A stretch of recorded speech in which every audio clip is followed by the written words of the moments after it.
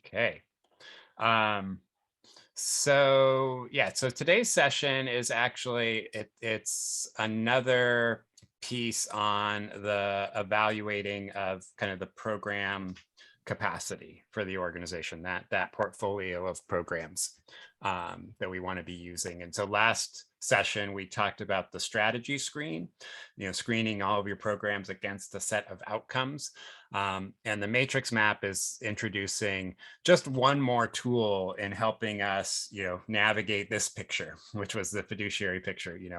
That constant question of, are the assets that we have acquired, are we effectively and efficiently using them to really achieve the kinds of outcomes that we want in the community? And again, with sort of that blob in the middle being the essence of your organizational design, of which your programs, and making choices about what programs to keep is really critical. The other piece that we have repeatedly talked about was this idea that the fiduciary responsibility has these two sides of the coin. One is we are thinking about the financial and asset components of the work that we do, plus the outcomes and effectiveness of the work that we do. And we've talked about how our traditional finance reports really take us to the left-hand side of this graphic, where we're really focusing on numbers and money.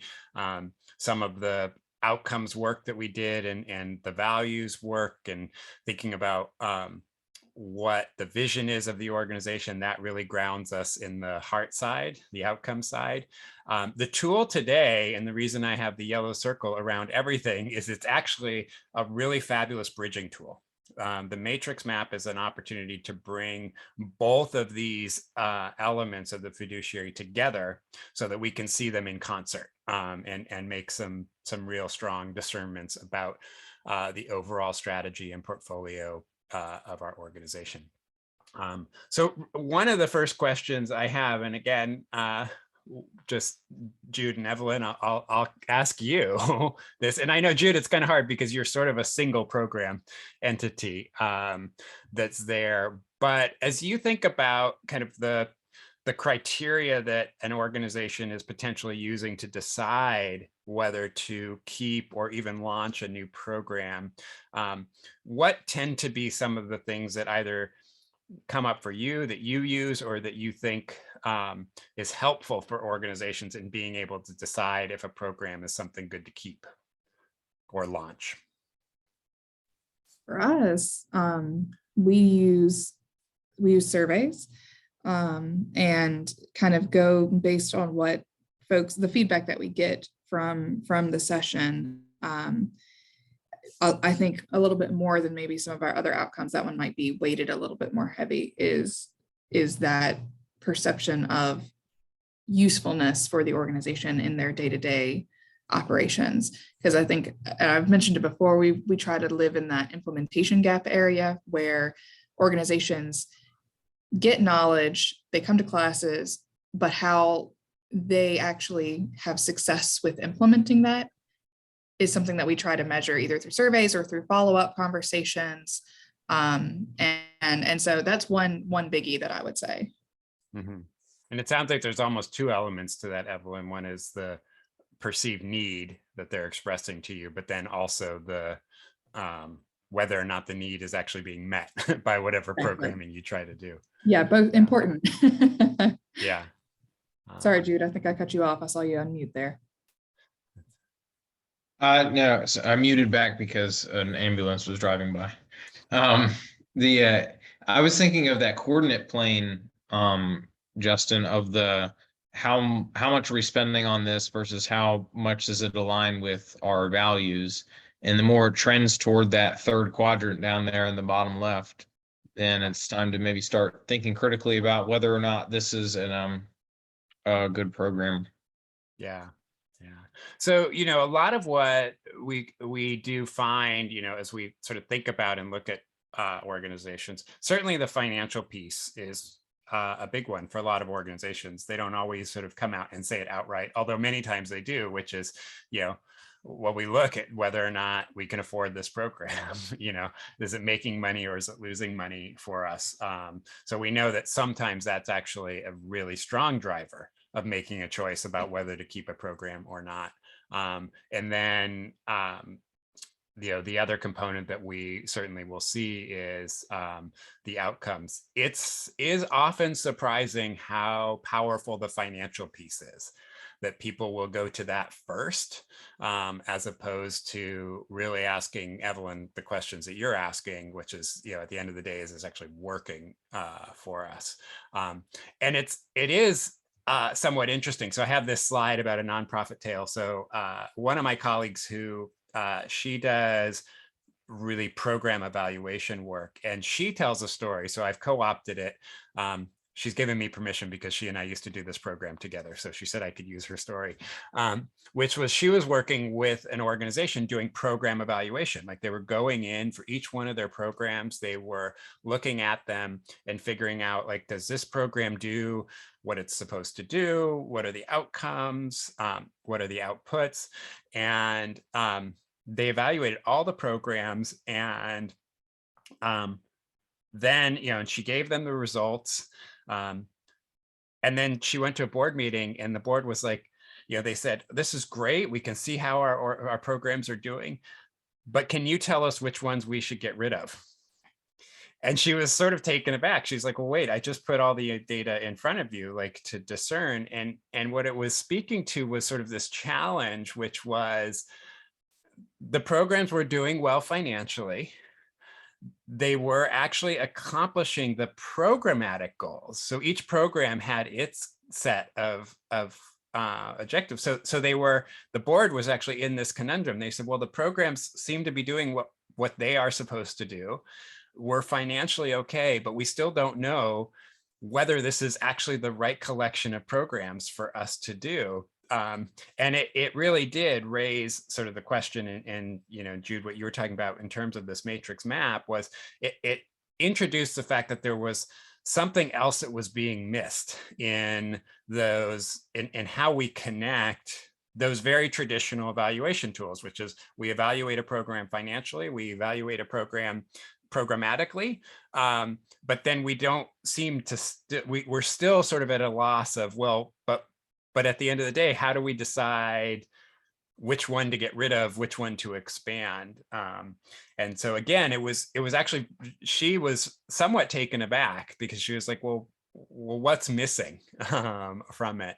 And that was what, you know, really kind of shifted the thinking a little bit more to overall, this idea of overall cost benefit, which is, and I love this little cartoon. I just have to put it in there, you know, around, you know, cost more to do a cost benefit analysis than the benefit of doing it.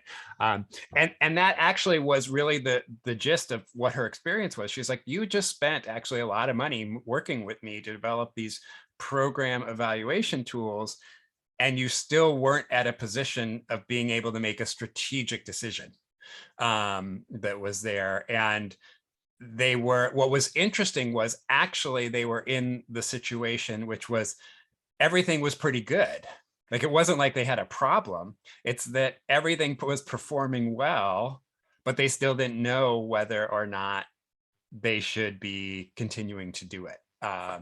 So that was the idea, was to think about this, and it wasn't my idea to develop the matrix map. That actually came from some other folks. But the idea is, how do we present folks with a tool that can help them start to think about the more complex interactions that are going on? And so what it meant was actually adding a couple of extra things into that analysis. So what was traditionally just the finance and program piece that were taken in isolation. Like, we would look at a program financially, we would look at a program programmatically.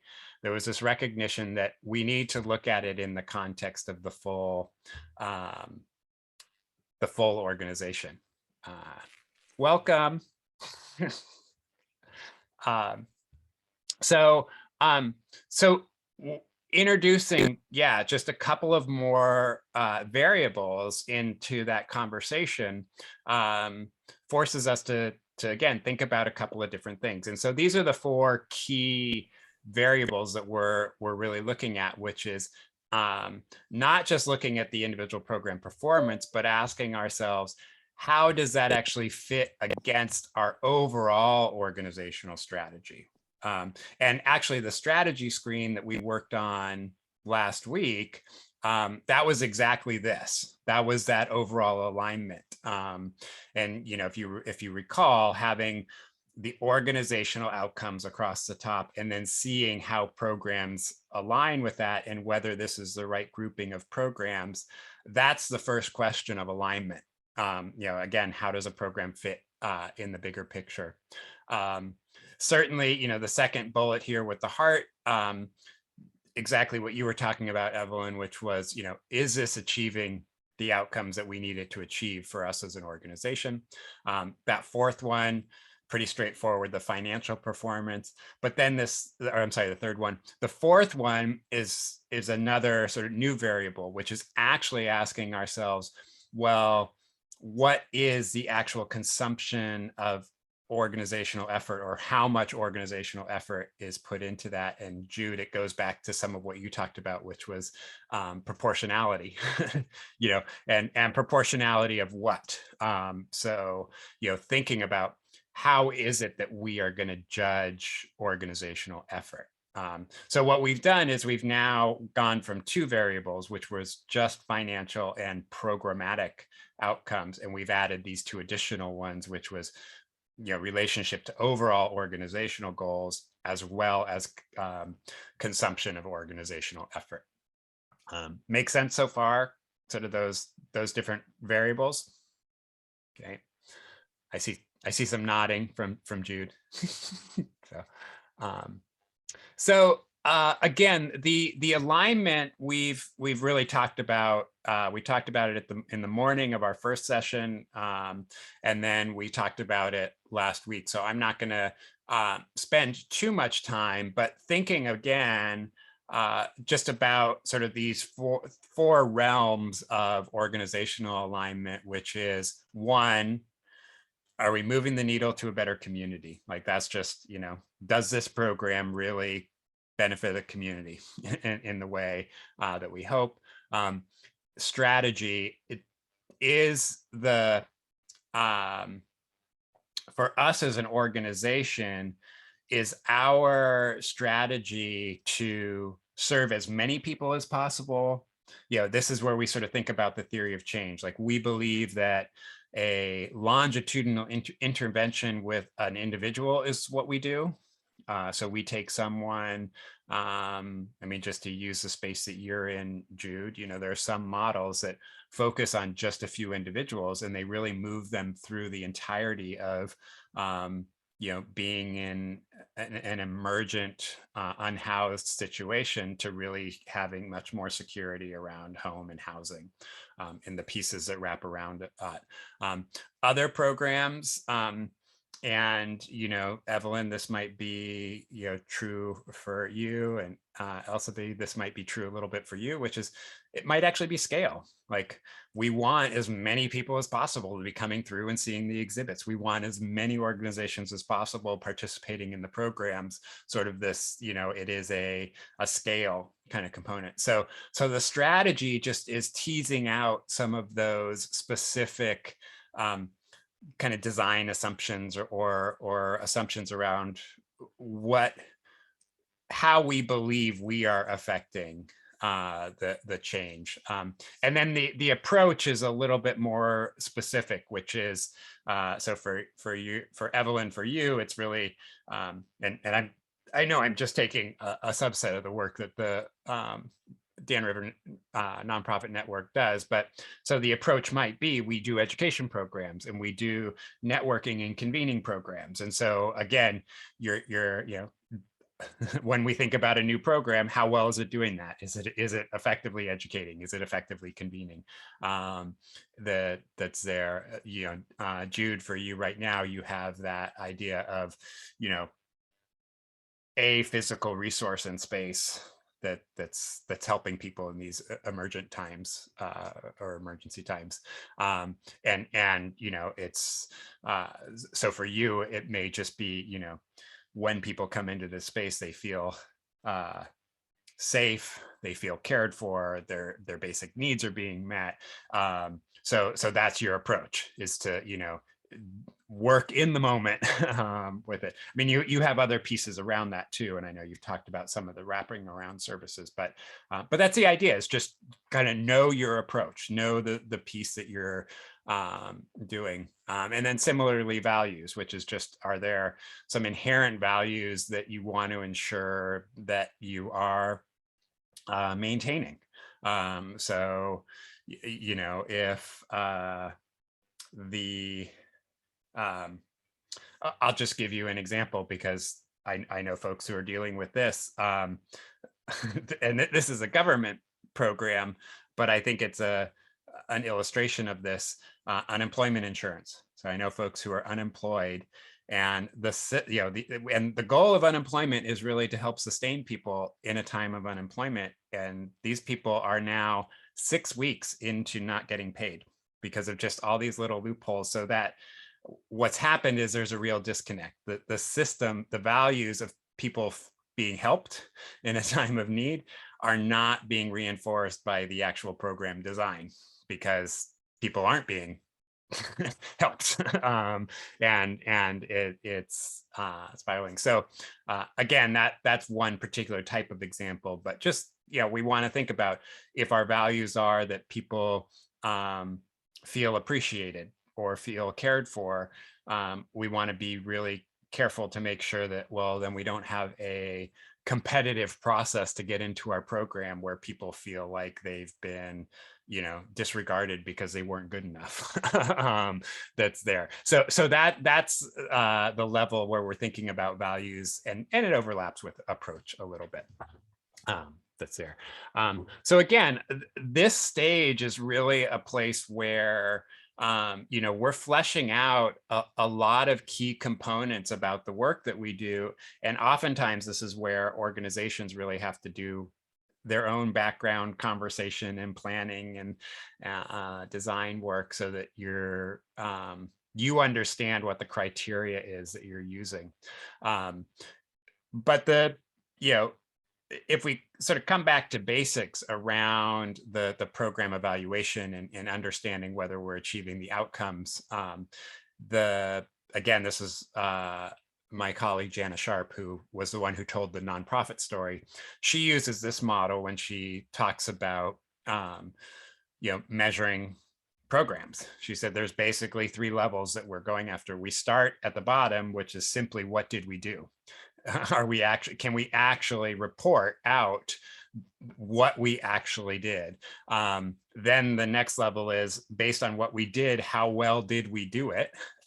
So those are just sort of foundational, fundamental evaluative questions. But then the top triangle is really the one that sets us apart, is when we ask ourselves, well, what difference did that actually make? And I heard that embedded, Evelyn, when you were talking about those surveys and the follow-up questions, which is, okay, we did the training, we know you attended, we know that the initial response for the training was you liked it, but at the end of the day, did you actually implement some of it? And I'll just share with you, I mean, Jude, that's part of why I asked you the question that I did at the top of the call, which is, what are you thinking about, you know, giving some more attention to, thinking about? Because that's part of that feedback is, well, I know you attended the training. I know you're attending here. You know, there was some affirmation in that it was good, but now what difference is it making? And so as you're thinking about making those transitions, so I appreciate that feedback. But that's what we're doing. We're looking at you know, making sure that we are able to answer these 3 questions, and with the top triangle really being the fundamental, like, is this moving the needle? Is this actually making a difference? That's there. And again, I think a lot of this is just sort of background around program evaluation and just the thoughtfulness of it that's there. So the chart that Jude, you referenced that we're going to get into, which is that matrix map, that is actually built on a model that was written into a book called The Sustainability Mindset by Gene Bell and Steve Zimmerman. And so when they talk about alignment with organizational outcomes or contribution to mission or vision, there's lots of different language, but when they're in the heart space, these are the 7 criteria that they work with organizations around. They're not the only criteria, but you know, the first one is a must do. So this is the top triangle, which is for every program, we have to have some measure of, you know, did this actually achieve an intended benefit in the community? What was the actual qualitative outcome in the community or for the particular constituency that we're serving? What was the benefit for them? So very external, very much focused on the people who are affected and the people that you are serving. That, you know, I totally agree, but they have basically said that one you have to include. You can't you can't not include that. But then the other 6 here are just, you know, examples that you might choose from, and some of them we've talked about. But for the purposes of their concepts, for them, leverage is when we have a program that feeds another program. You know, that let's say for the museum, that maybe people come and see an exhibit, and our hope is that then inspires them to, you know, let's say it's teachers. We have teachers come, they see an exhibit, and really the goal is that they're going to then, you know, come and participate in our curriculum development program. I'm making things up, Elsafe, but just giving, you know, a hypothetical where the idea is that participation in one thing leads to participation in something else. For an association, you know, might be that someone attending our training is going to make them want to join our association. And then take advantage of other resources. So that's leverage, when we actually think that there's an inner relationship between programs. Scale and volume, I already talked about those 2 components, and that, you know, ties into depth too. You know, do we measure things based on the scale of, you know, what, and that is the what did we do part of the question, or is it a depth question? You know, so did the people we work with actually end up feeling secure and sustained in housing and a sense of home, or did an organization make a fundamental shift in what they do, or did we see history becoming much more integrated into the conversations that teachers are having about, you know, who we are and what we do. So that's the idea in terms of the depth. The other piece, so Evelyn, you had talked a little bit about this. I certainly think, Jude, your work is tied to this too. Are we filling an important or unmet need? Like, is there something in the community that just doesn't exist or isn't happening? People say we need it. And so we're stepping into that space saying, well, if it's a void, if it's not there, part of our job is to meet that need and be responsive to the need that's there. Is it community building? So again, I would go, you know, if networking and convening, getting people connected into the community, doing festivals, things like that, where, you know, the ultimate goal is actually people having a sense of community. You know, that might be something. And then the last one is excellence in execution. Each one of these, and I'll come back to why there is a asterisks there, but each one of these then, when you're making the choice that we're going to evaluate programs with this, just has implications that, we have to be able to measure it. And we have to understand that if we are choosing any one of these criteria, we are acknowledging that it will be a criteria that we will use to both keep and eliminate a program. And why I stress that is, for example, if you had filling an important gap or an unmet need as part of your criteria, well, if another entity steps into the space and starts to fill that need, so it disappears, you would release that, because your focus would be not keep doing the thing that we do, but your focus is actually, we're assessing the community for needs. And if a new need pops up, and the thing that we did do is no longer a gap because it's being filled or met in other ways, or there's been a shift, so it's no longer really a need, then we would move. And so we, for each of our programs, we would really be asking that question, like, are we the only ones doing this anymore? And if not, does that mean we're supposed to shift out of that space that's there?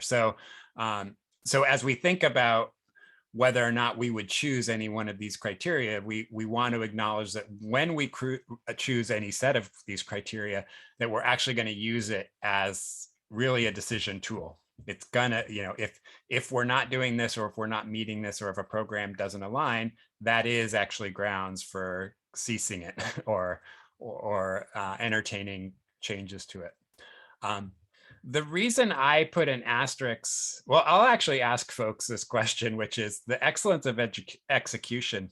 How many of you, this is not a fair question, but how many people think that they want to do it not excellent?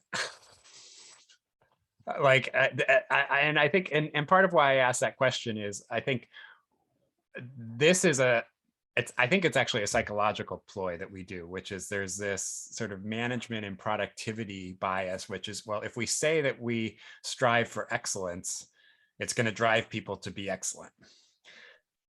I think we generally have good intentions to be good and be excellent. The reason I have the asterisk there is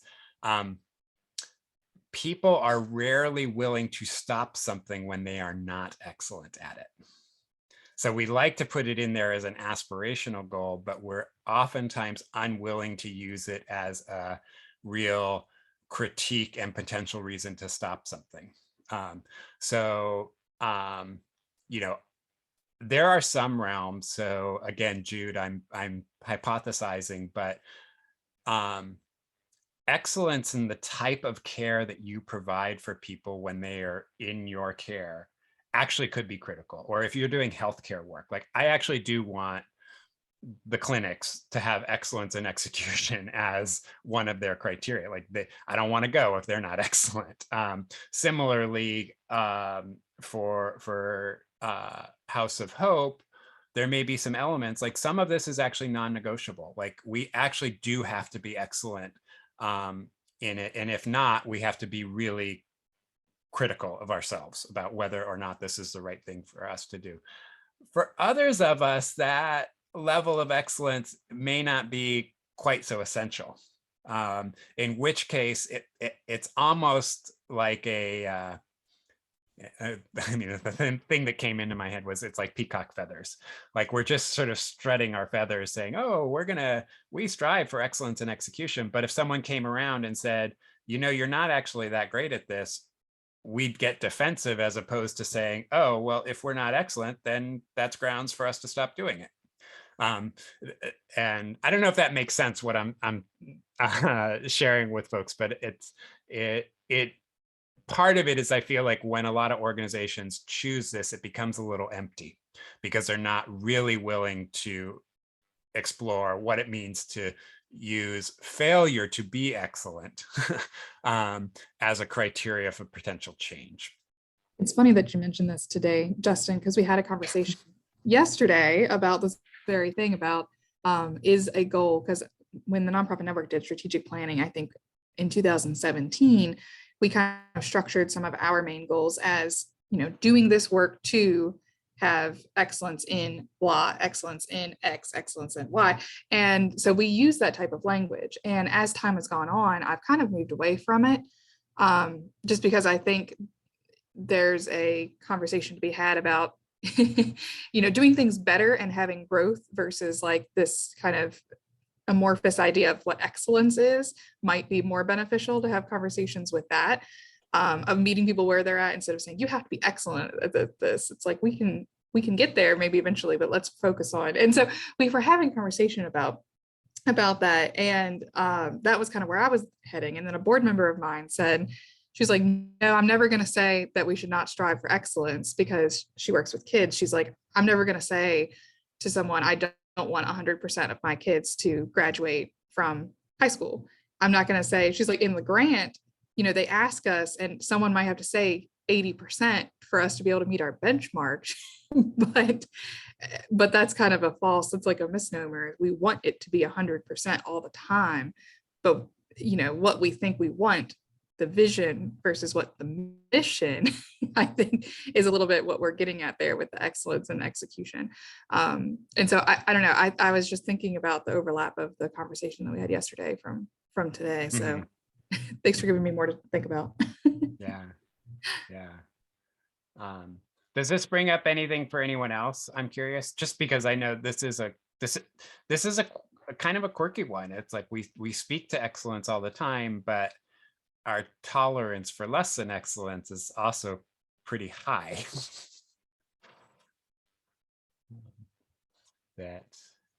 Okay. So yeah, I think that it just, part of the reason the asterisk is there is because it's one of those things that most everybody grabs onto. They're like, oh yeah, we want excellence in education and execution to be one of our criteria.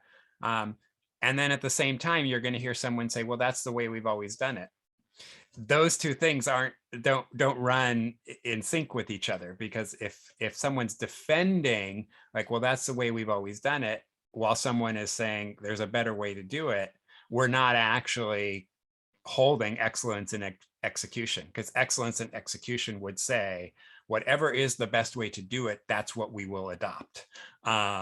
Not what we think, not what we've done, not and that's the place where I think people are sometimes unappreciative of the weight. And when I say the weight, what I mean is, if you're talking about introducing it into a tool like this, where we're actually going to use it as an evaluative criteria, saying that we have to then be able to measure excellence, who's measuring excellence by what standards, and then also, that really, talking about the difference between wanting to be excellent, which perhaps we should all just do as a set of values, asking that question, are we doing this as best we can? Is it accomplishing its goals? Versus holding ourselves accountable to excellence. Because there are certain circumstances where excellence and execution may not necessarily be the biggest priority. There might be that, there are a couple of different ways to get at this, and it's okay if we try different ways, as long as at the end of the day, we're getting the depth, we're getting the contribution to intended community benefit that's there. And I think that the difference here is that excellence and execution is a little bit more transactional. So it's not saying, did we achieve our outcomes? Because we already have that at the top. Like, that's already baked into the system, which is, are we actually achieving outcomes? This is a question of efficiency in our organization and what we are considering excellence in execution. Another place that I will just share is, this is also the realm where we start to run into some of the equity issues and sort of a question of whose version of excellence in how we do our work is being used as the criteria for this. So while we think it's objective, it can oftentimes be subjective and actually lead to reinforcing some of the biases that we might be trying to work against. because the notion of excellence may not be the same for one community versus another community. And so if we're imposing that, we could potentially be doing harm that we're unaware of. That's there. So again, in the sustainability mindset, those authors actually, they suggest picking 3 or 4 of these, like not measuring all of these, but kind of figuring out, well, which of these would you want to use? And what you'll notice is that this is a balance. So again, that top number 1 criteria that you always include, which is the community benefit, that's a lot of what we've been talking about the difference that you make. These other ones, some of them are internal. So they're not actually like what's going on in terms of the effectiveness outside. It's more actually the operational effectiveness. So the depth, the scale, the excellence in execution, if we're using that, the filling an important gap, those are actually almost a little bit more self-reflective in, pointing back to the program operations, not necessarily the program outcomes, which is good. Like we're using both of those criteria and we're mixing them. That's there. Okay. The next piece. So what we've done is we've talked about alignment. We've talked about outcomes. The next piece is financial. This one's actually the easiest, which is at the end of the day, we need to know the individual financial performance of a program. And we talked about this ad nauseum in our training, which was basically saying, do we know the full costs and revenues associated with a program? Is that positive or negative? So this one's actually the most straightforward piece of the entire equation. And then the last one is actually one of the more challenging ones, which is this idea of consumption of organizational effort. So I'm going to stop my share for a second and just ask you all, when you think about trying to measure organizational effort, what are the potential ways that we could be measuring that? The amount of mental breakdowns I have. Okay. Or Kelly. Yeah. Board attendance rates. Okay. So that's a sort of a participation kind of component. Yeah. Mm-hmm. That's there. Of how, yeah, because I mean, if it's kind of the number one way that a lot of board members interact physically with the organization, what is that effort that's going into that? Mm-hmm. Mm-hmm. We measure our lift also by how successful, I guess, the collaborations are as a part of it. And because a lot of the time that may mean that our portion of a project was less time intensive or labor intensive for us if the partners and collaborations are strong. So we kind of look at it from that. And we don't do traditional time tracking. We have for, specific instances and moments in time, but not like as a regular kind of thing. Okay. So even though you're not doing it as a regular thing, you're actually talking about one measure, which is how much time are we putting into something?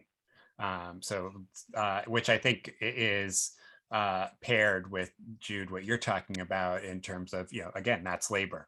It's board labor. How much, what are you doing? So that's something we're looking at, is literally the amount of people effort that's being put into the delivery of a particular program.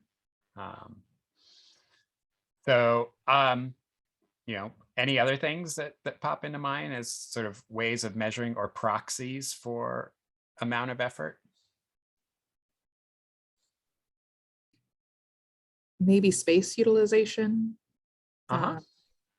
of a venue or of your own facilities. Mm-hmm. Because if they were full because you were doing this program, then you're not able to do another program, or maybe one had to be reduced to make room for it. Yeah.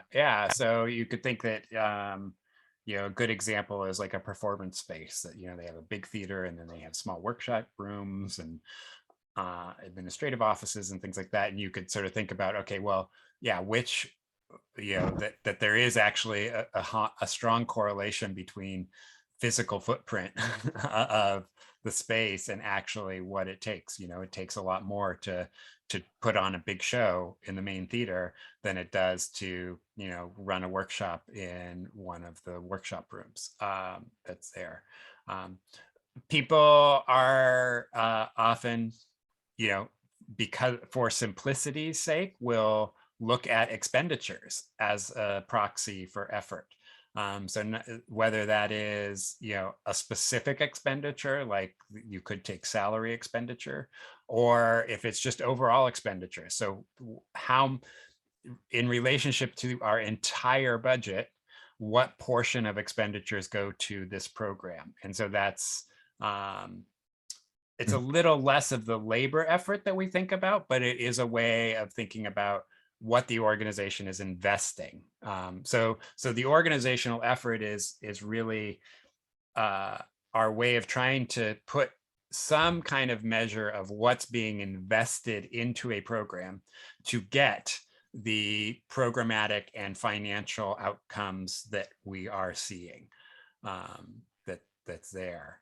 And so I am actually a big fan of labor, because just as Jude, you said, starting out at the top of this call, our biggest asset is usually the people.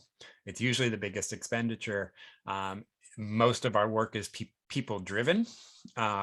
So if we follow the labor, we are likely to be following, you know, that's a pretty good one-to-one of effort is actually what people are spending their time on.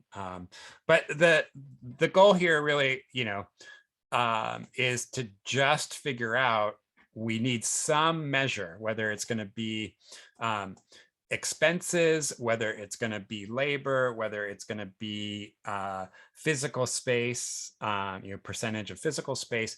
We need something that we're consistently using to represent organizational effort or organizational investment into something. And again, I like to use the term organizational effort because I think that if we just look at financial expenditures, we might be missing the story. And we can have multiple factors. And that's what I'm going to actually show you as we do the demonstration. So again, here are the 4 factors that we have, and one of the tools that I had shared with you was, and you will have access, you have access to now, is, yeah, is actually just a little worksheet. It is this opportunity to sort of think about, and let me actually share it on the bigger screen. Let's see, where do I have that one? Apologies. Uh-oh, I might have closed it. Oh no, here I think it is. No, that's not the right one. Well, it looks like I'm going to have to go back to just the PowerPoint. I apologize. So it's looking at the 4 columns. And again, it's just an opportunity when you have a window of time to sit down with some folks within your organization. It's just going back and thinking through, okay, well, what do we want to use as 1 or 2 potential measures of organizational effort? What makes sense for us that people can rally along around, and that we can assign to each of our programmatic efforts? Again, some of this stuff we've talked about in other places, but you know, what are we going to use as the criteria for what difference did we make in the community, that community benefit? What kind of criteria might we be using for, you know, does this align with our approach? So those are the kinds of questions, like, are we measuring scope? Are we measuring scale? Are we measuring depth? Are we measuring leverage? Those are some of those internally focusing criteria that we might have. And then, you know, what are we doing to potentially measure alignment with values, because what we're going to try and do is combine all of this information, and thinking about, you know, what you would need within your organization to do that. That's there. This, and you know, I've said this I think in a couple of spaces. This is another one of those ones that's, it's a little imperfect, just like with the strategy screen. We want to have discussion around the criteria that we're using, but the criteria might be a little squishy sometimes, and sometimes we just sort of have to say, okay, well, we're going to ask this question, and we're just going to ask people to give their, you know, sort of gut response, like, do you, you know, and in other places, we will have very specific data resources behind us. So if our approach is to meet, so Evelyn, for you, you know, part of what you described with the training programs in that survey was asking folks what in the community, what's missing, what is it that they feel like they need. So under this column of criteria for aligning with approach, you need some mechanism for being able to do, you know, a community assessment that will consistently provide you with that data of what are the community needs. And then you can ask yourselves, well, do our programs meet those needs? Are we being responsive to that? You know, Jude, I don't know for you if there's something, you know, when you think about the approach that House of Hope is using, is there something that you would like want to make sure that you're measuring as part of how you do your work?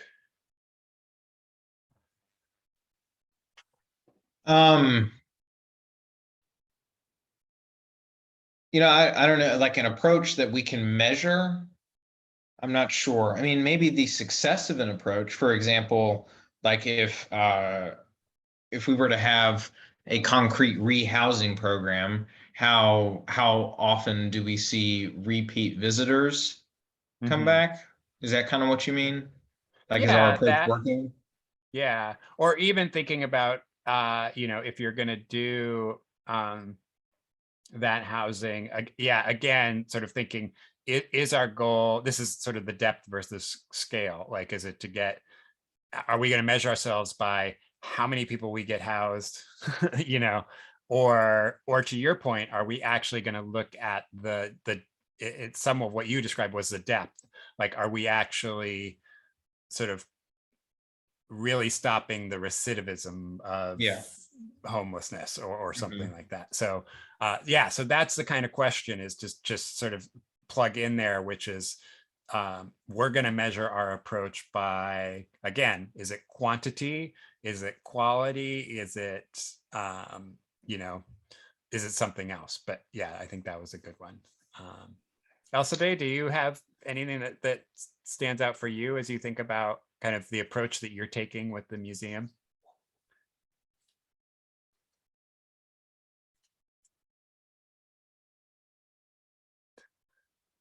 I will assume there's some split attention.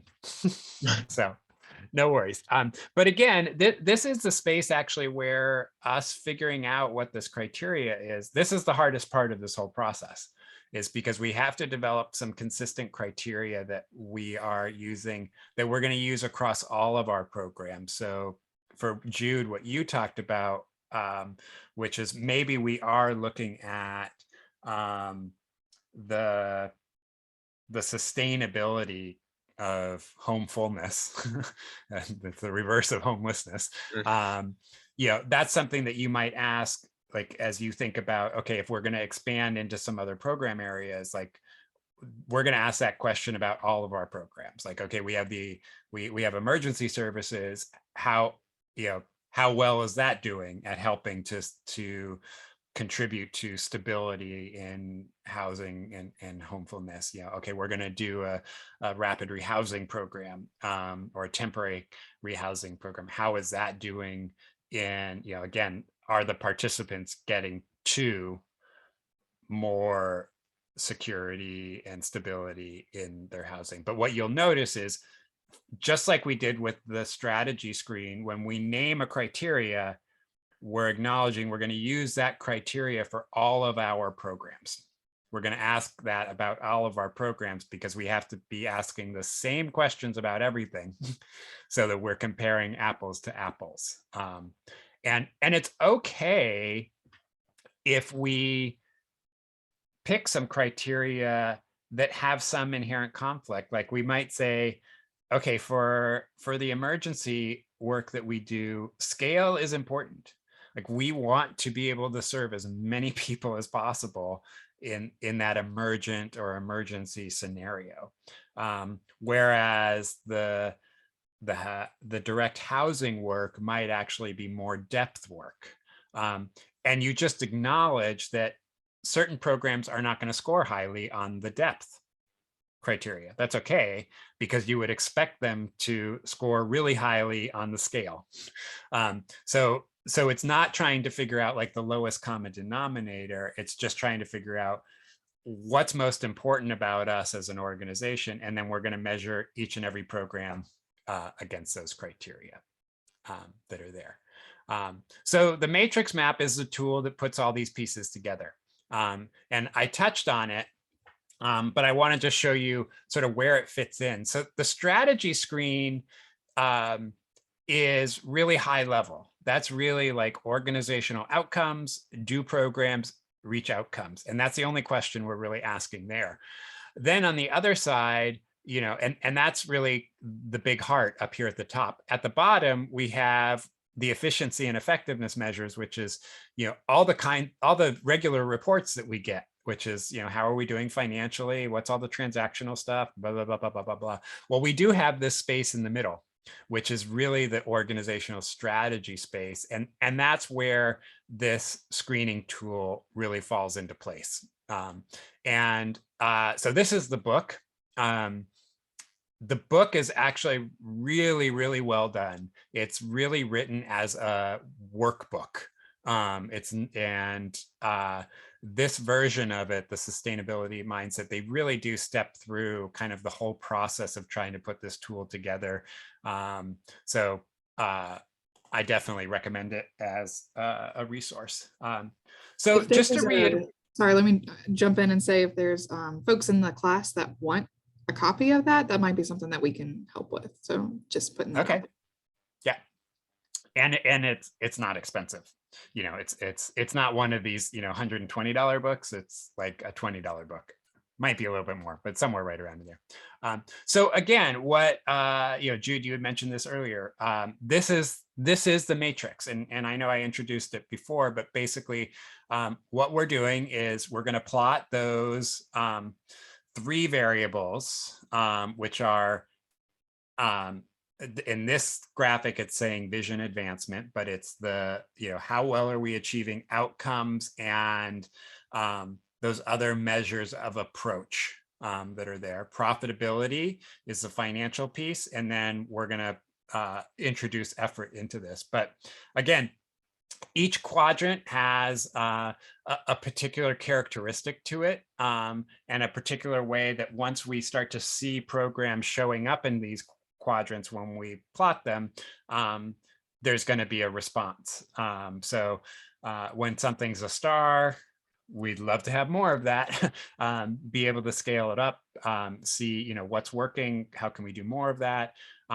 When something is a heart, which is where a lot of our programming tends to fall, you know, we want to cautiously contain costs.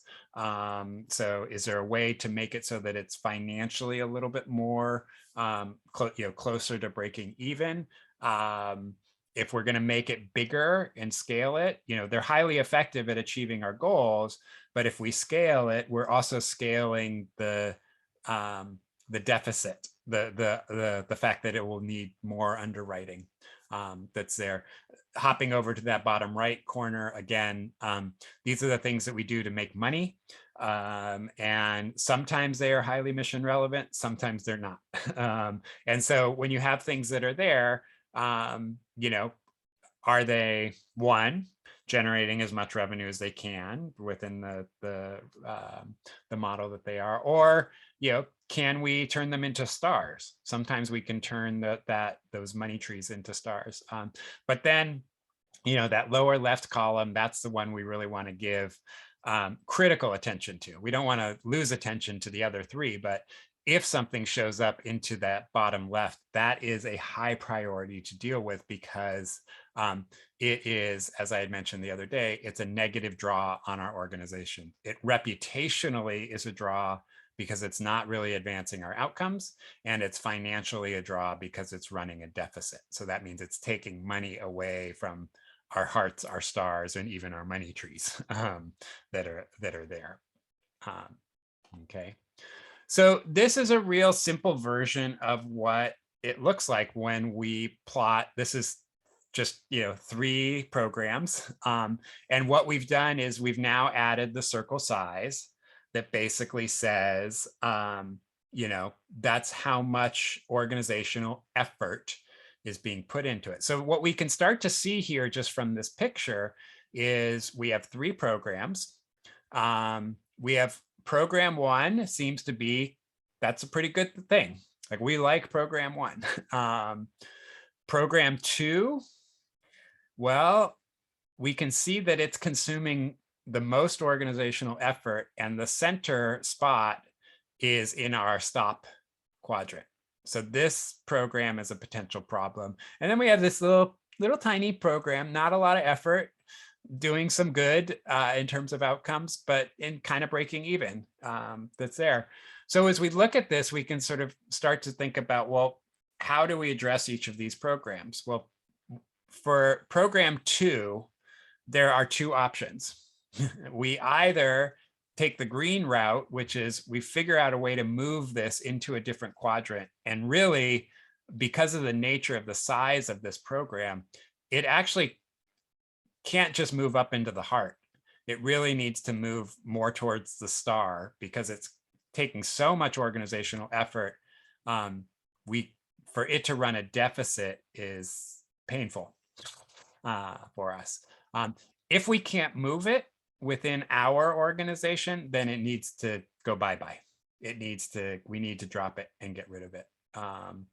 And our program 1, again, it's a star. If it's possible to grow that, then great. So we could imagine, well, what would happen if we took all the resources that we put into program 2 and we actually put those into program 1? So suddenly the size of the bubble for program 1 would get much bigger. If those resources could be put, if that works. Now, not every program scales easily. So that would be a question that you would ask, which is, can we double program 1? Like, if we took all the resources from program 2, could that actually work to expand program 1? Or is program 1 really already at capacity? But what you can see is, just even in what I started to describe, you're starting to have strategic conversations about the relationships of the programs. So everybody with me so far? Any questions or thoughts just initially?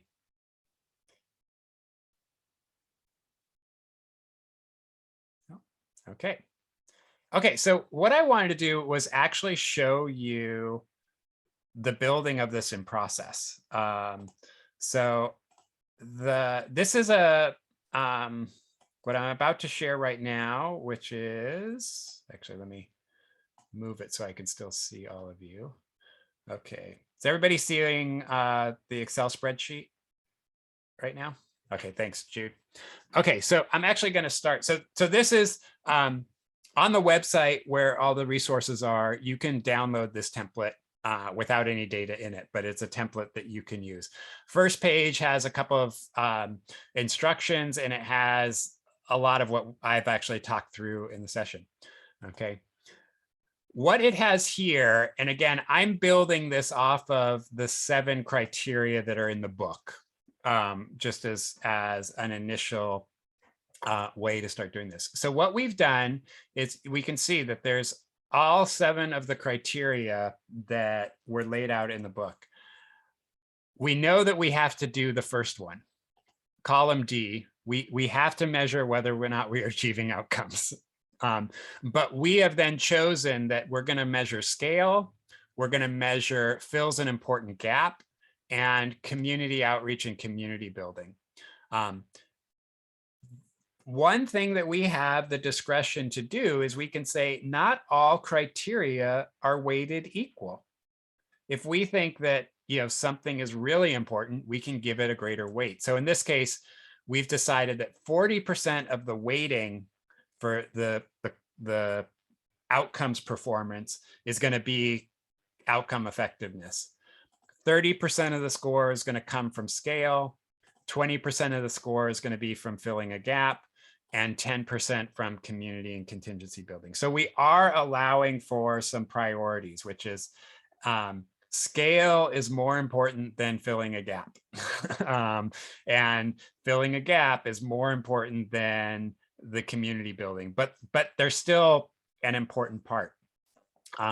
What we then do is we go through each program, and whether it's through additional data or through just some sort of evaluative process, we give our programs a rating from on a scale of 1 to 4. How effective or how good are they in each of these areas? And so what you'll see is I've put all 4 programs from the case study that we had, plus fundraising. So I'm actually, because we have that money tree quadrant, I actually want to take our fundraising efforts and treat them as a program for the purposes of this. Because what that does is it helps us see the relationship between our fundraising efforts and our program delivery. And you'll see what that actually looks like there. And so what I've done is I've just gone through for each program and given it a rating. So I'm giving fanfare pretty high ratings across all of these criteria. You can see fundraising scores a 1 in outcomes because we do a golf tournament. I'll just say, yeah, it has nothing to do with what the organization does, but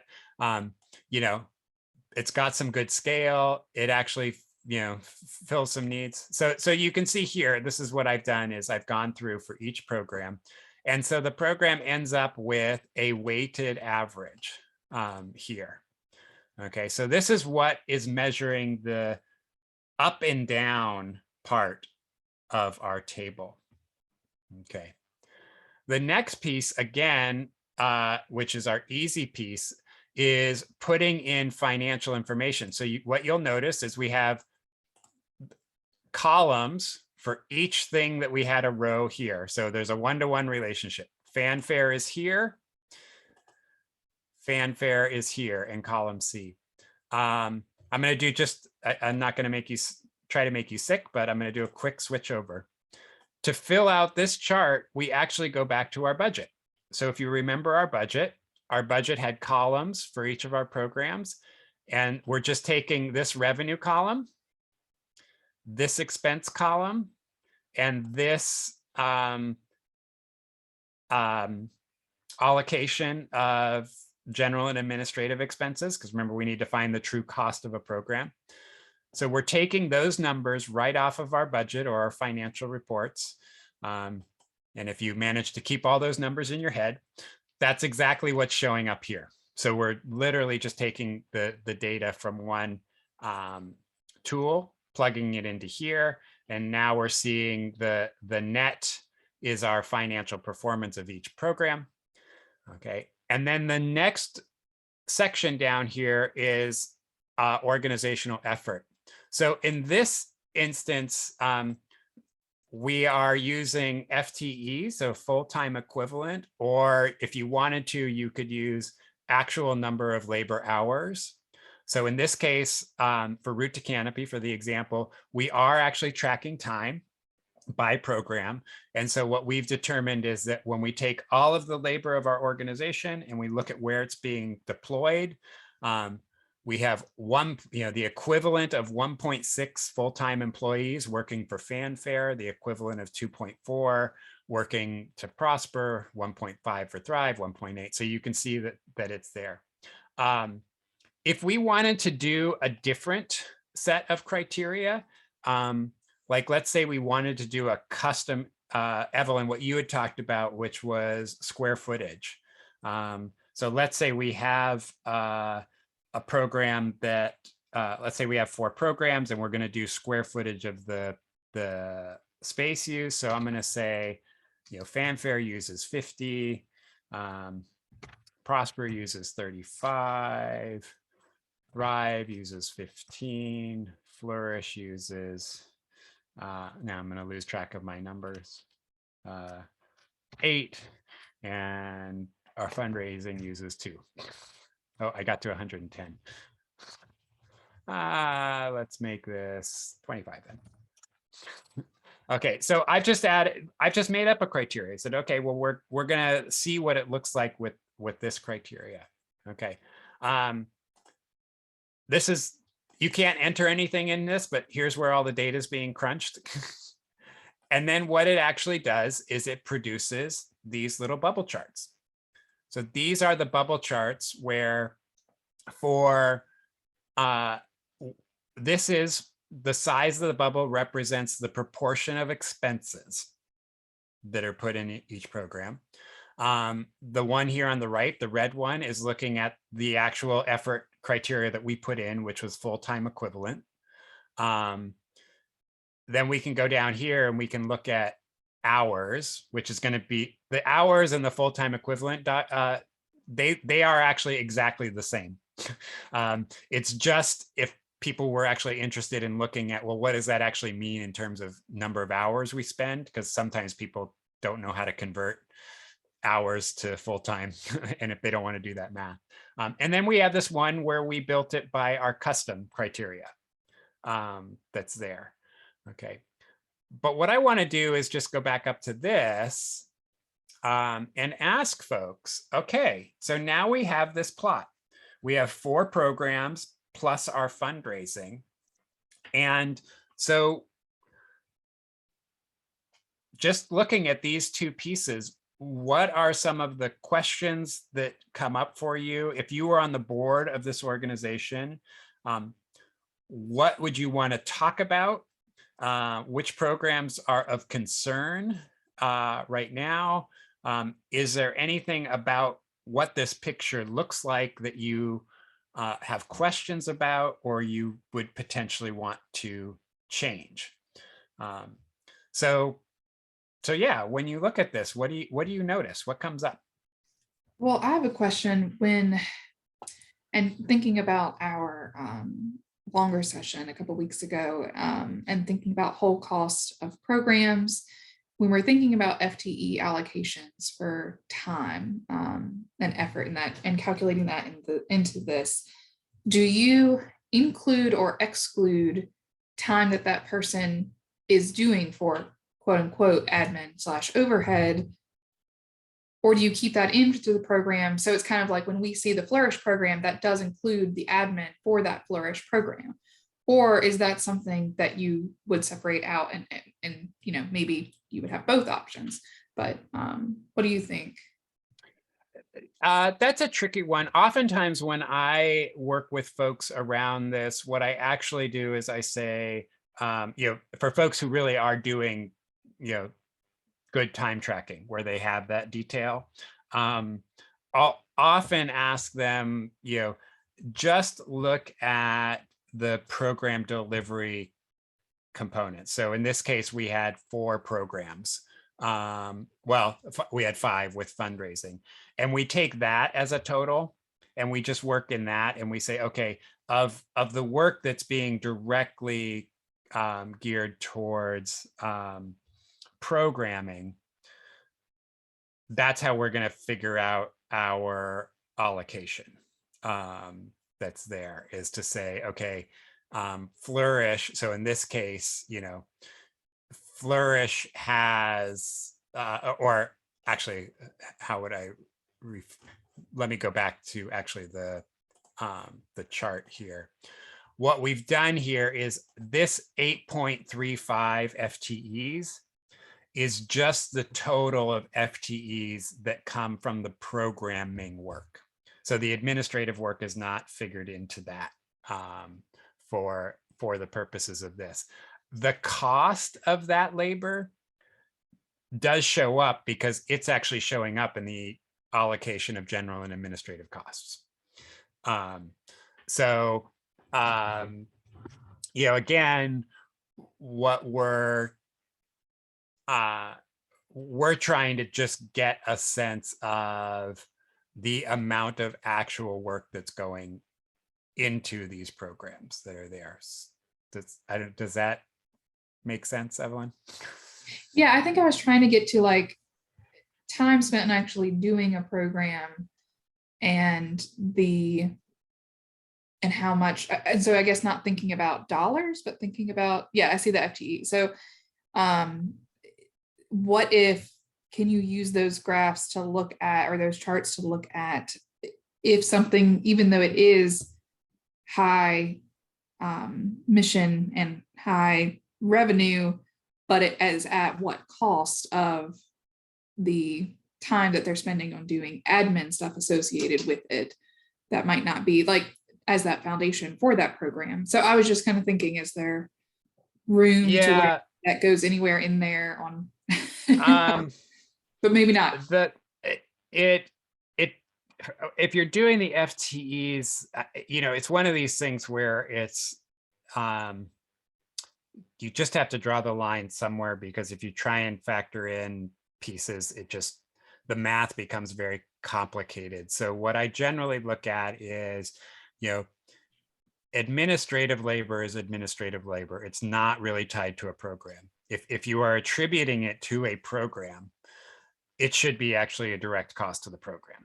Like if you can clearly say like, and an example that I sometimes use is, okay, if you only have one program where you have to do invoicing, let's say, rather than the time that the bookkeeper spends invoicing, you could just put that in general and administrative and say, well, it's just a fundraiser, or it's just a finance role. When the actuality is that time being spent doing invoicing is truly unique to only one program. That could be, and reasonably be, actually a direct cost of the program. So, and then what happens is the labor follows that. So if there's sort of a unique administrative labor for a particular program, we actually move that labor and expenditure into the program directly, as opposed to putting it in administrative and then trying to reallocate it out. And what that then allows you to do is to say, everything that's showing up in the general and administrative column in terms of labor and expenses really are general. Like there isn't really a space to discern how much of that is specifically tied to a program. And so that's where we actually want to start from, is when we're building the budgets and the allocations to begin with. One of the goals is to just honestly make considerations about what you're calling general and administrative or overhead costs, and really actually asking yourself, is it really a general overhead cost, or is it actually a specific, that like we can actually identify specifically that this expense or this labor really does actually link to a particular program? And if so, we move it and we make it a direct, and then that's going to make this chart better representative of it. There. Thanks, that helps. So what's the program that we're concerned about? If we're on the board of Route to Canopy, what's our concern? I guess it'd be Thrive. Yeah. So, and why do you say that, Jude? It's in that bad quadrant. It's in that bad quadrant. Yeah. So, all of our attention might be going to Flourish, like, ooh, look, big shiny bubble. But yeah, the real concern we have here is Thrive. Thrive is a sustainability problem. It's a strategy flaw that we would want to be addressing right away. Like Thrive just can't be there. And this is a little bit of or not this, not a little bit. This is the absolute of using this tool, which is when a program shows up in that quadrant, we have to address it. Otherwise, we are actually being negligent. We know by how this is being representative that Thrive is a problem for our organization. It is the piece that's going to create anxiety because it's taking resources and effort away from all the other good stuff that's going on. And it makes me think about the strategy screen of, I'm wondering, trying to think back, what was Thrive? Like, what were the greens and the yellows on the outcomes that it was supposed to be meeting? Yeah. That's down there. Yeah, let me, now you're making me feel like I got to pull that up. So here, hold on, let me. So we can be like, yeah, it's all the way down here and it's supposed to be doing this, but at this cost. Yeah. Yeah, let me see if I have it easily accessible here. Hold on a second. And you're absolutely on the right track, Evelyn, that we can, combine these tools and we can start to figure things out. Hold on. My document's just taking a little while to load. And it looks like I'm gonna not even have it. Okay, let me look somewhere else. Hold on. I can be trying to pull it up in our kind of landing page too, if you would like. Yeah, I apologize. I thought I had this one open, and of course I don't. Let me just see here. Strategy screen.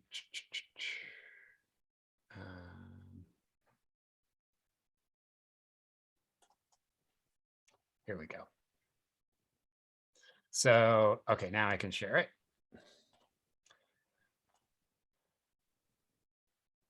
So yeah, so and I mean, you're hitting something, Evelyn. Of course, I manufactured this, but yeah, okay. So if we go back, we can look at Thrive and say, oh, look, Thrive. And actually, if we add in, I mean, if we look at Thrive on this document, we can see, oh, look, it's overextended and not performing pretty well, very well. No big surprise that then, that's why it's showing up in this quadrant here. That's there. And again, what this tool is doing is trying to prompt that kind of inquiry. And, it's like, okay, well, why is Thrive here? Like, we don't have to say Thrive is bad. What we're doing is we're just saying, based on our criteria, Thrive is not performing well for us. What might we change? And if we actually went back, like you said, Evelyn, to that strategy screen, we can see, oh, the problem is when we, it might be that when we designed Thrive, we had all these secondary outcomes we were hoping it would achieve. Maybe we need to just reevaluate it so that it's just focusing on that third outcome. And it can be successful on that third outcome. And then what that might do is like maybe bump it straight up, that it would go from, being in the lower left quadrant, that now being up maybe closer to where Prosper is in terms of effectiveness. Okay. What else? So as you look at this, particularly looking at comparing the two charts, so the center of every circle is in exactly the same spot. What's changed is we're using two different measures of effort. One is using expense, one is using FTE. What else kind of comes to mind, or what else, when you're looking at this, would you want to understand what's going on or have questions about?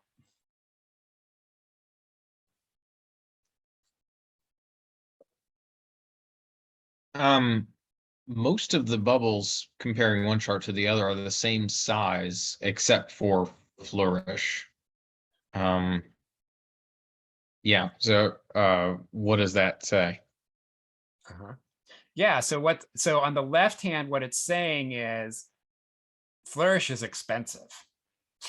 I mean, because that's what the bubble size is the bubble is by expense.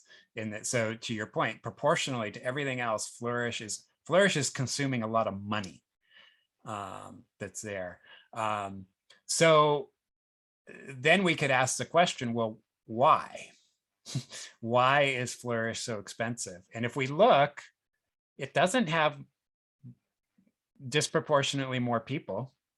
It's at 1.7 FTEs, and everything else is, somewhere in that range too, mostly. So that's a question. What could make Flourish so expensive? That's there. So what are some things that tend to make something expensive? So the FTE chart is tracking how much like personnel pay goes towards that program. Is that right? Well, it's actually just looking at number of hours. Hours. Okay. But you're starting to touch on something. It doesn't actually capture the expense of those hours. So one possibility is that the people in Flourish cost more. Even though it's the same amount of labor, they cost more. So maybe Flourish is our counseling program that has, licensed psychologists, and they cost a lot more than, Prosper, which is really, planting trees, and it's more manual labor. So that could be one explanation. There. So yeah, it could be, and that's not a bad thing. Like, okay, well, when you understand that, Flourish being more expensive makes sense. It costs more. What else? What else are some things that costs a lot of money in our organizations besides labor? Maintenance. So yeah, so maybe there's a facility associated with Flourish. Like there's capital property that we're maintaining that's there that so Jude, with what you were, maybe this is actually the housing program. And so it has a high capital cost associated with it, which is that's just the fact. Like that's the building we own, or the thing we're renting that's there. So yeah, so what's nice about this, and particularly why I like using this tool with multiple criteria for effort, is we actually can open ourselves up to that conversation, which is to say, gosh, it doesn't have much more labor, but it's more expensive. Why? And then we understand, oh, okay, it's more expensive because it has capital, facilities, assets to it that we have to maintain and sustain. So it makes sense that it's that big. That's there. And then, again, if we look at some of these other things, we can see, oh, we did the custom one, Evelyn, that you had mentioned, which was by facility space. We can see, oh, okay, well, the programs that actually use our spaces the most are Fanfare and Prosper. So, our Flourish, because yeah, guess what? Flourish happens. I'm changing Flourish now. It's not property. Maybe it's we go out into the schools. So Flourish uses a very small capital footprint in this example, whereas Fanfare and Prosper, use more of our space for what they do. So if we're thinking of changing our space, we can look at this chart and realize that that's going to have the biggest impact on Fanfare and Prosper if we change space that's there. And then the other thing that you will notice just by looking at this is, well, Fanfare and Prosper, they lose money, right? They're showing up on the left-hand side of this chart, which means they run a deficit. Are we okay with that?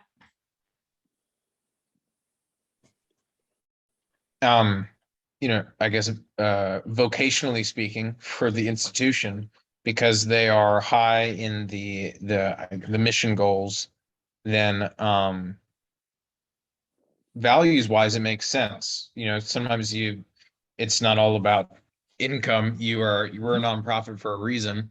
But it's also important to have that balanced out possibly by stuff in the bottom right, or on that right side of the chart. And in this chart, you can see exactly what that is. Like you can see, oh, okay, well, if we looked at Fanfare and Prosper in isolation, or even, and I'll just jump back for a second. Let me see where I put it. I put it here. Even if we just look at the budget and we went and looked at these bottom lines, which is down here, like we would look and we would see, oh my gosh, look at these two programs that are losing so much money.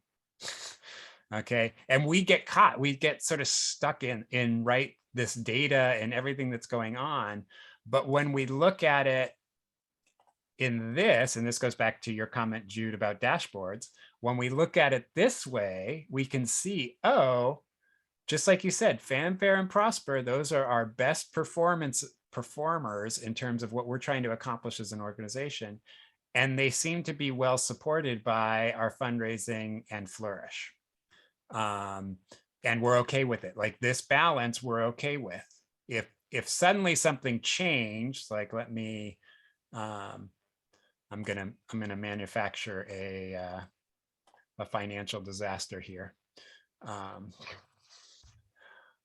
Whoops, let's not do that. It's Flourish. So let's just say something happened to Flourish like that, where suddenly, and actually our center, I threw it off so much that our center line moved, but you can see actually where 0 is right here. But because I made Flourish, let me change that so it's not so egregious. Hold on a second.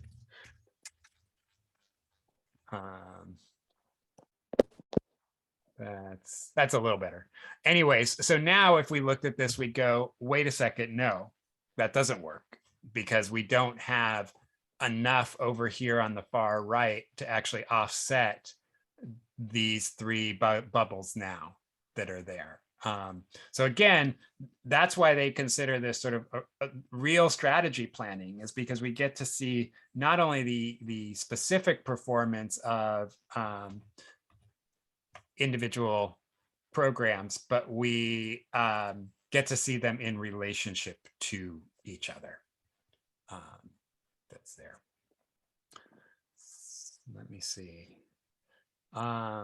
Any other things that, just as you look at this, in terms of questions that might come up, or things that it would, that it helps potentially people understand?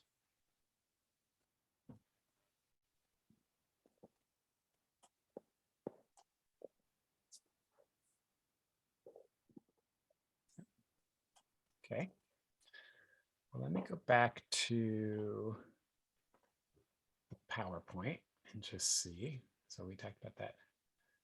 I guess that was it. I thought that was my last slide.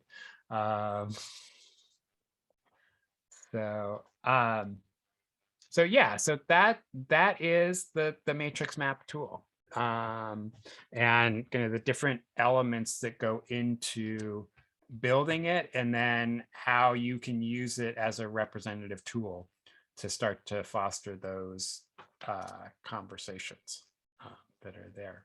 So yeah, so I'm curious, kind of thoughts, reflections, questions about it, or sort of even how to start to step into it.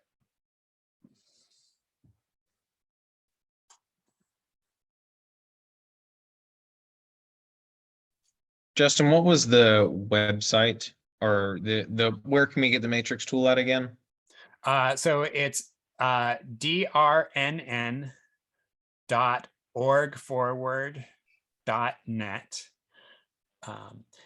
And also, I believe if you actually look up the book, The Sustainability Mindset, or the Nonprofit Sustainability Mindset, they have a tool also that you can get. I think mine has a little bit more flexibility, but I'm not the brilliant Excel person, so sometimes it crashes. Okay, cool. Thank you. And I put that in the chat too, Jude. Oh yeah, thank you. Got it. I'm gonna go ahead and bookmark it. Anything else? Anything else that folks are curious about? How Questions about? long do you find? And I guess that's a very general question.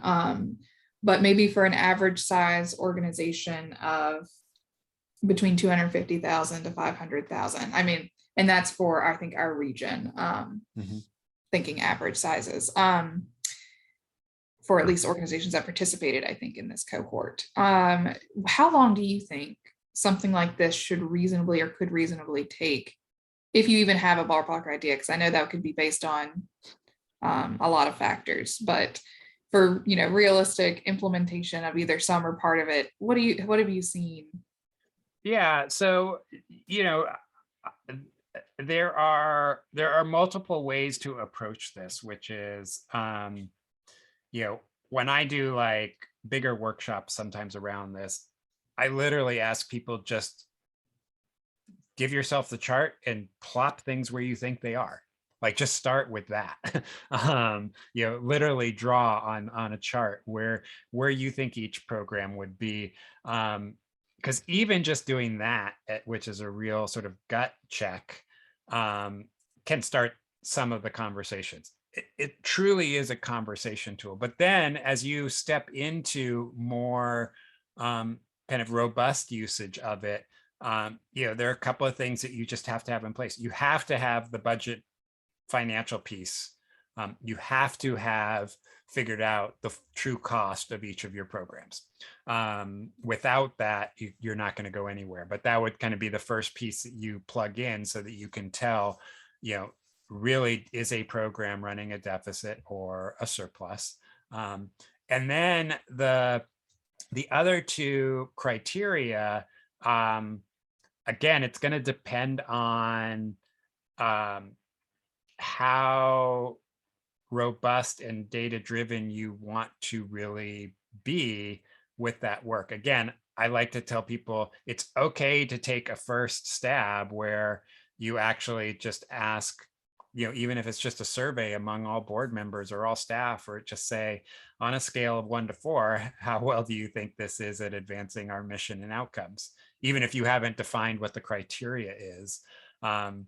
And you could start to use that. But again, the more sophisticated you become about your program evaluation efforts, like how are we measuring success of programs, that would then eventually feed into this that's there. So my understanding from both Steve and Jean, who I know both of them, when organizations really jump into this, it's actually the outcomes measurement stuff is what takes the most amount of time, because you have to figure out what that is. You have to agree on it.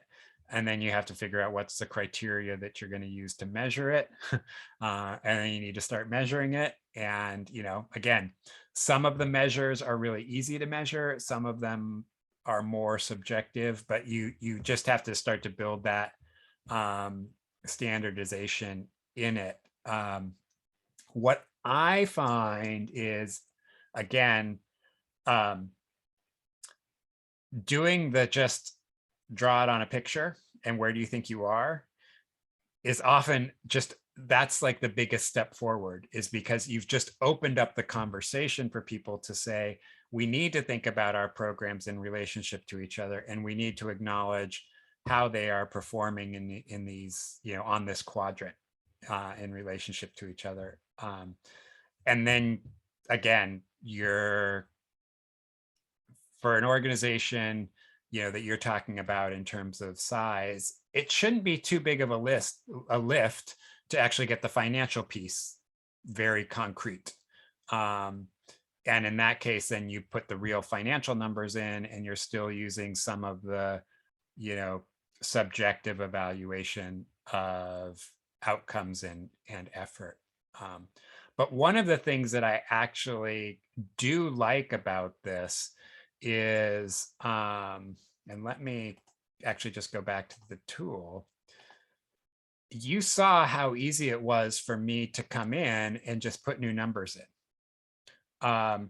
So we might have something where our outcome measures are actually pretty consistent, like they stay pretty consistent over time. Like if we did this measure at the beginning of the year and at the end of the year, if we're seeing some relative consistency, but you could do that where you could take a snapshot, which is right now, we put in today's data and we get this snapshot and we save this. And what we actually do is we put, and this is actually an example. The financial data that is in this example was taken from the budget. So this is what we think our organization will look like this year on this chart. We could come back, so we save this, we create a new version of it, a new snapshot, where we come back and we actually enter the year-end financial results and the year-end FTE allocations, and we will get a different set of maps. And then we can compare them and say, this is what we projected we would look like. This is where we ended up. And we could see, is there a strong variation, or did things end up in different places than we expected? And I actually think that that's another way that this is really powerful is, like, we just approved a budget, or we're approving a budget. Let's put those financial numbers into the matrix map so we get this picture, and we can say, are we okay with this budget? Because this is telling you something about, what constitutes your budget. That's it. Like, yeah, and to give you an example, if someone put this in front of me as the budget snapshot, I'd be like, we can't approve this budget because Thrive can't be there. Like, we cannot in good conscience approve a budget that puts Thrive in a deficit when Thrive is not performing well, or didn't perform well last year, let's say. So you could kind of play those games where you could say the performance data, the outcomes data, is last year's data. The financial is our projection for next year.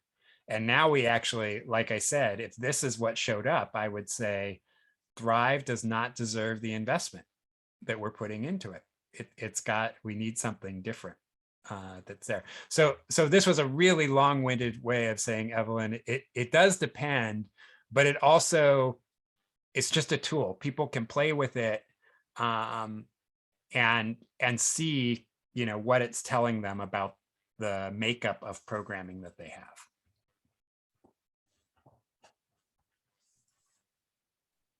Gotcha. Thanks. Okay. Anything else? Any other questions? Justin, I just want to know, would it be possible to reach back out to you about the financial validation of programming based on all these, positioning of programs? It's very complex. So, we've been through your program, and ideally, I'm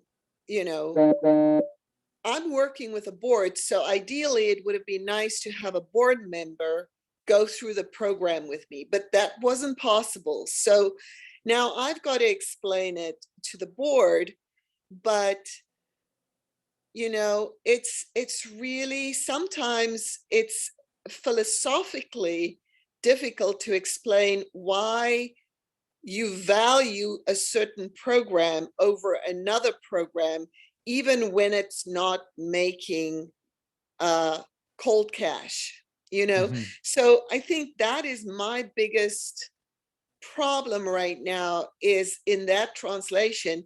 So I would like to, I don't know, I almost feel I need to sit down on a one-to-one session with you and say, okay, well, this is the program, but I've got to put value to it. But what is my best way of communicating that value through the numbers? Because it's the numbers that matter. So I just want to say, how do I translate that? I mean, you've basically showed us how to do it, but I'm saying I'm going to need extra. Mhm. So there are a couple of answers. One is certainly we can talk more and see if there's something there. The other piece is I will advocate for, Dan River, which is to, encourage those who are supportive of the program happening to potentially offer the program again. I'm trying not to do this as self-serving, but the idea being, can we create more opportunities? So also you could bring a board member, or you could have a board member actually participate in a version of this, or maybe we even think about a board specific version that's shorter, that at least grounds some of the philosophical things that you're talking about. And I'm obviously, I don't want to put anything onto Evelyn and Kelly's plate preemptively, but being able to think about that as a possibility. And again, I defer to Evelyn and Kelly really about what potential opportunities could be created, but there is an array to that. So obviously you're reaching out to me, and we could talk about what you're thinking about and whether that works for us, or again, there might be some other creative ways of thinking about making things more available for folks just there in your region to help give an introduction for your board members.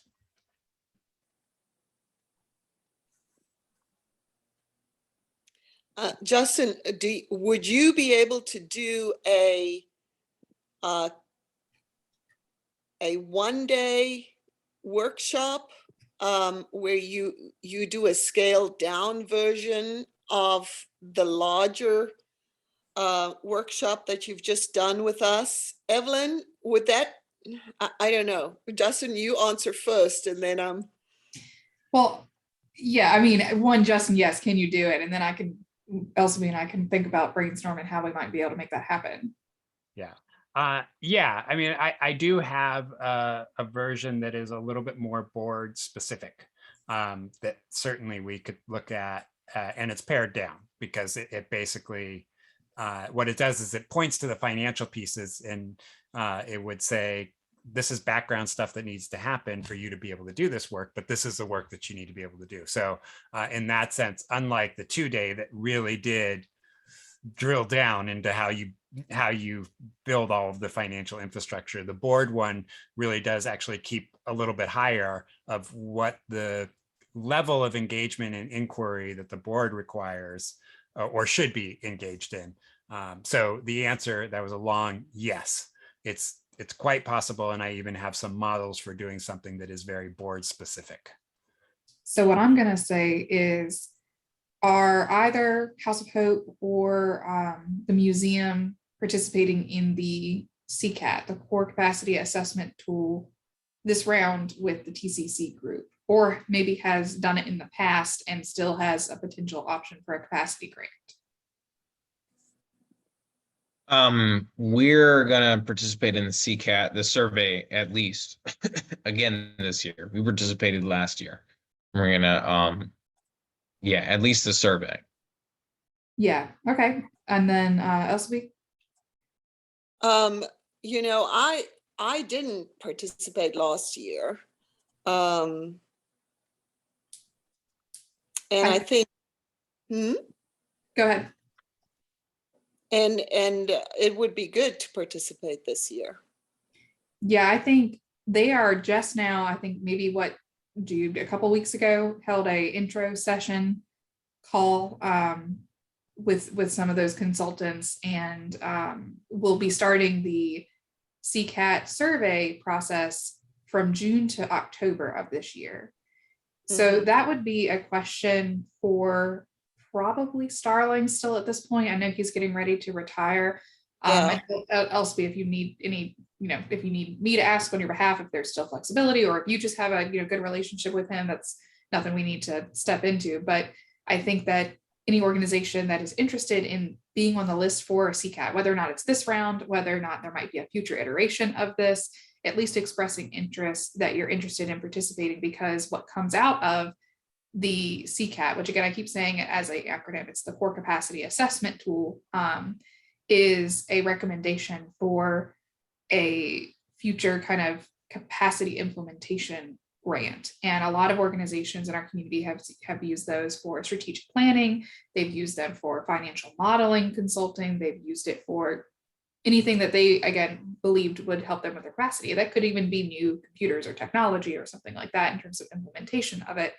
And so if this is something that you would like to further engage Justin with, I think there's a very easy case to say we need to get our financial house and aligned, and we think that this might be a way to do it, along with keeping our mission and our finances and everything we've talked about here. In Flip could potentially be an outcome of or a partnership that comes out of working with the CCAT and then applying for that capacity grant. So I think that there are options for more support to come to the museum to be able to further engage Justin, or anything kind of around that realm. I just think the visuals, Justin, going with it. Thank you, Evelyn. I think we need to have that conversation as soon as possible. But I do feel that this is such a unique thing, is bringing the visuals and the numbers together. And it needs to be done succinctly, with people that need to see it. And that would be amazing. So yeah, let me speak to you as soon as I can, Evelyn, about the CCAT and see how we can move forward on that and what I need to do for that.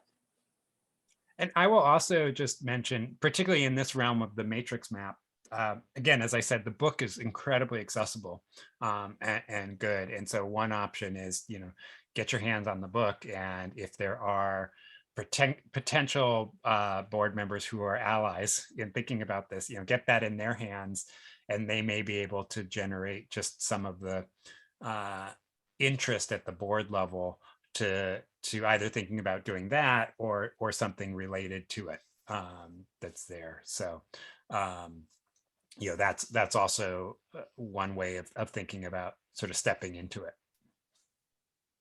Thank you. Mm-hmm. Great. Well, I have nothing else on this topic, and but I do appreciate everybody for taking the time today. I know it was a small group, but hopefully the recording will get out there to other folks. And certainly, if any questions come up, don't hesitate to reach out to me or through Evelyn. Either way, you can reach out to me directly too, that I can answer. I'm certainly always available to try and answer questions as best I can. Thank you very much, Justin. You're welcome. Yeah, thanks a lot, Justin. Big help. Yes. Thank you once more to everybody, to Justin and